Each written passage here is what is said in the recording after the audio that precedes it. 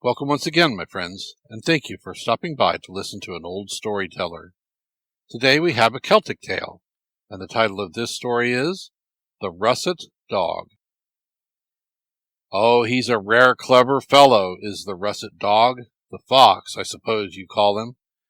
Have you ever heard the way he gets rid of his fleas? He hunts about and he hunts about till he finds a lock of wool. Then he takes it in his mouth, and down he goes to the river and turns his tail to the stream and goes in backwards. And as the water comes up to his haunches, the little fleas come forward. And the more he dips into the river, the more they come forward, till at last he has got nothing but his snout and the lock of wool above water. Then the little fleas rush into his snout and into the lock of wool. Down he dips his nose, and as soon as he feels his nose free of them, he lets go of the lock of wool, and so he is free of his fleas. Ah, but that is nothing to the way in which he catches ducks for his dinner. He will gather some heather and put his head into the midst of it, and then will slip downstream to the place where the ducks are swimming, for all the world like a piece of floating heather. Then he lets go, and gobble, gobble, gobble, till not a duck is left alive. And he is as brave as he is clever. It's said that once he found the bagpipes lying all alone, and being very hungry began to gnaw at them. But as soon as he made a hole in the bag, out came a squeal. Was the russet dog afraid? Never a bit. All he said was, "Here's music with my dinner." Now, a russet dog had noticed for some days a family of wrens, off which he wished to dine. He might have been satisfied with one, but he was determined to have the whole lot. Father and 18 sons, but all so like that he could not tell them one from the other, or the father from the children. "It's no use to kill one son," he said to himself, "because the old cock will take warning and fly away with the 17. I wish I knew which is the old gentleman." He set his wits to work to find out, and one day, seeing them all threshing in a barn, he sat down to watch them. Still, he could not be sure. "Now I have it," he said. "Well done, the old man's stroke. He hits true," he cried. "Oh," replied the one he suspected of being the head of the family, "if you had seen my grandfather's strokes, you might have said that." The sly fox pounced on the cock, ate him up in a trice, and then soon caught and disposed of the 18 sons, all flying in terror about the barn. For a long time a tod hunter had been very anxious to catch our friend the fox, and had stopped all the earth in cold weather. One evening he fell asleep in his hut, and when he opened his eyes, he saw the fox sitting very demurely at the side of the fire. It had entered by the hole under the door provided for the convenience of the dog, the cat, the pig, and the hen. "Oh ho!" said the tod hunter. "Now I have you!" And he went and sat down at the hole to prevent Reynard's escape. "Oh ho!" said the fox. "I will soon make that stupid fellow get up." So he found the man's shoes, and putting them into the fire, wondered if that would make the enemy move. "I shan't get up for that, my fine gentleman," cried the tod hunter. Stockings followed the shoes, coat and trousers shared the same fate, but still the man sat over the hole. At last the fox, having set the bedding on fire, put a light to the straw on which his jailer lay, and it blazed up to the ceiling. "No, that I cannot stand," shouted the man, jumping up, and the fox, taking advantage of the smoke and confusion, made good his escape. But Master Rory did not always have it his own way. One day he met a cock, and they began talking. "How many tricks canst thou do?" said the fox. "Well," said the cock, "I could do 3. "How in any canst thou do thyself?" "I can do 13, said the fox. "What tricks canst thou do?" said the cock. "Well," said the father, "my grandfather used to shut one eye and give a great shout." "I can do that myself," said the cock. "Do it," said the fox, and the cock shut one eye and crowed as loud as ever he could. But he shut the eye that was next the fox, and the fox gripped him by the neck and ran away with him. But the wife to whom the cock belonged saw him and cried out, "Let go the cock, he's mine." "Say, oh sweet-tongued singer, it is my own cock, wilt thou not?" said the cock to the fox. Then the fox opened his mouth to say as the cock did, and he dropped the cock, and he sprung up on top of a house, and shut one eye, and gave a loud crow.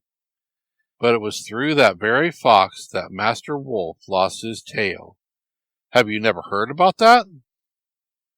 One day the wolf and the fox were out together, and they stole a dish of crowdy. Now in those days the wolf was the biggest beast of the two, and he had a long tail like a greyhound and great teeth. The fox was afraid of him, and did not dare to say a word when the wolf ate the most of the crowdy, and left only a little at the bottom of the dish for him. But he determined to punish him for it.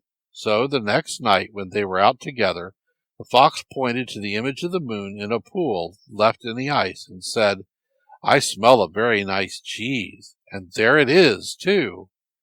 "And how will you get it?" said the wolf.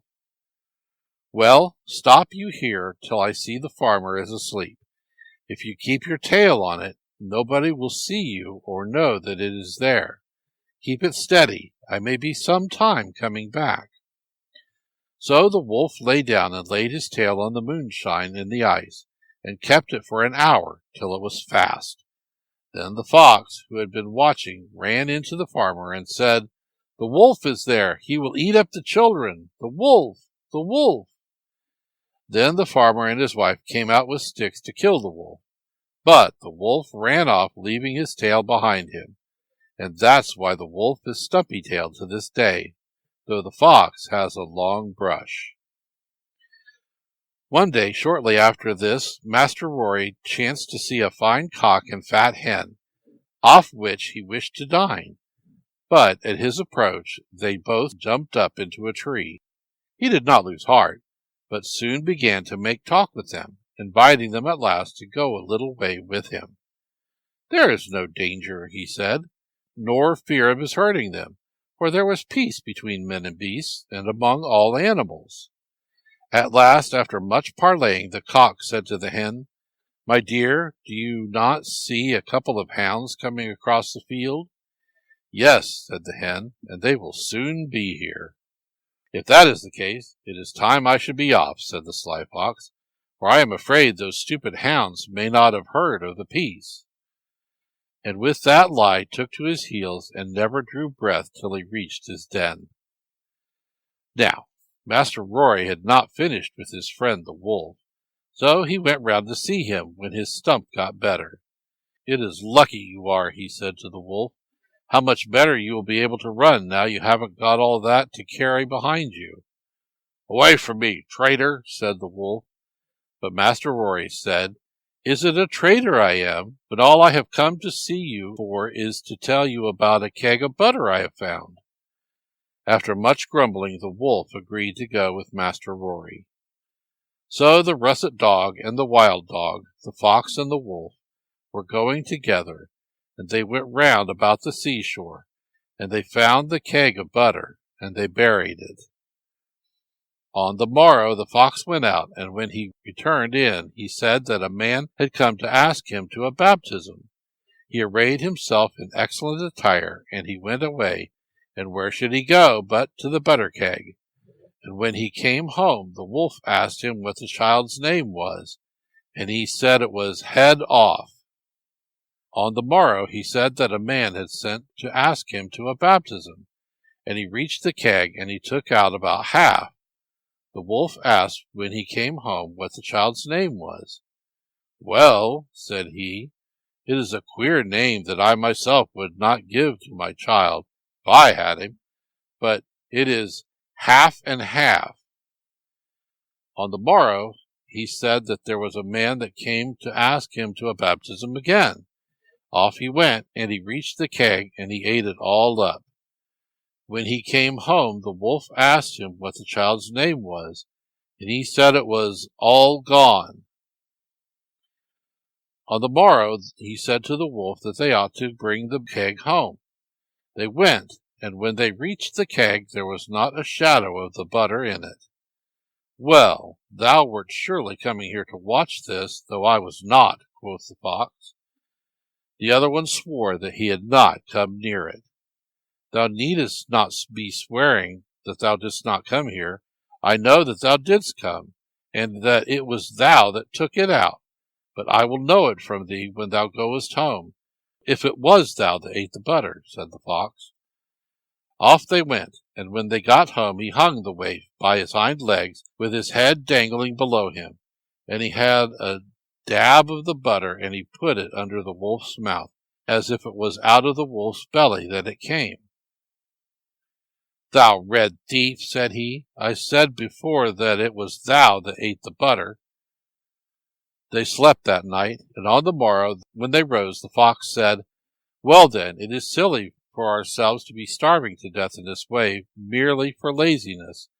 We will go to a townland, and we will take a piece of land in it." They reached the townland, and the man to whom it belonged gave them a piece of land the worth of 7 Saxon pounds. It was oats that they set that year, and they reaped it, and they began to divide it. "Well then," said the fox, "wouldst thou rather have the root or the tip? Thou shalt have thy choice." "I'd rather take the root," said the wolf. Then the fox had fine oaten bread all the year, and the other one bad fodder. On the next year they set a crop, and it was potatoes that they set, and they grew well. "Which would thou like best, the root or the crop this year?" said the fox. "Indeed, thou shalt not take the twist out of me any more. I will have the top this year," quoth the wolf. "Good enough, my hero," said the fox. Thus the wolf had potato tops, and the fox had potatoes. But the wolf used to keep stealing the potatoes from the fox. "Thou hadst best go yonder, and read the name that I have in the hooves of the gray mares," quoth the fox. Away went the wolf, and he began to read the name, and on a time of these times the white mare drew up her leg, and she broke the wolf's head. "Oh," said the fox, "it is long since I heard my name. Better to catch geese than to read books." He went home, and the wolf was not troubling him any more. But the Russet Dog found his match at last, as I shall tell you. One day the fox was once going over a loch, and there he met him a little bonach, and the fox asked him where he was going. The little bonach told him he was going to such a place. "And whence camest thou?" said the fox. "I came from Geoghegan, and I came from Cuaigean, and I came from the slab of the bonach stone, and I came from the eye of the quern, and I will come from thee if I may," quoth the little bonach. "Well, I will take thee over on my back," said the fox. "Thou'lt eat me," quoth the little bonach. "Come on then on the tip of my tail," said the fox.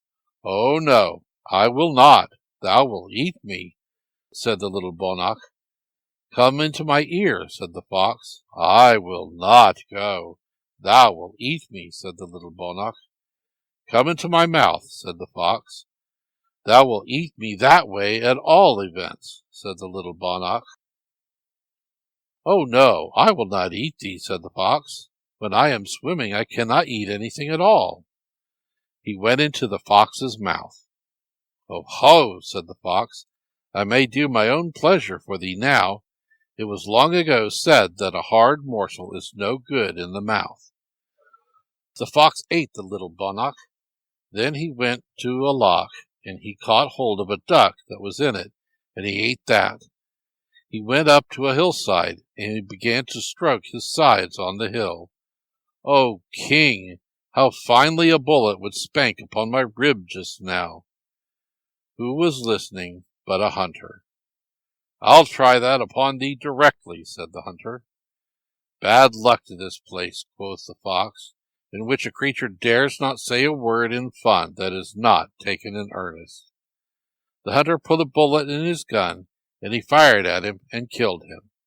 And that was the end of the Russet Dog. Thank you once again for listening to this story. If you enjoyed this story, please press that like button. Also, please help an old storyteller out by subscribing to my channel. The next story will be posted in a few days, so until then, may your story continue to be a good one.